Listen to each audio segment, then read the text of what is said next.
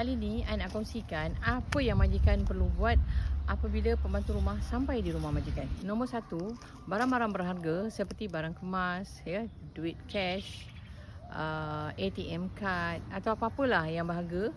Okey, sila simpan di tempat yang paling selamat. Bukan apa, perkara ni jarang berlaku tapi pernah berlaku. So, daripada awal sebelum pembantu rumah masuk, kita lebih baik berjaga-jaga. Yang kedua, pihak majikan perlukan tempat berehat yang agak selesa, yang sempurna untuk pembantu rumah supaya pembantu rumah itu dapat keselesaan yang sepatutnya. Bukan apa, siang hari dah penat bekerja, okey.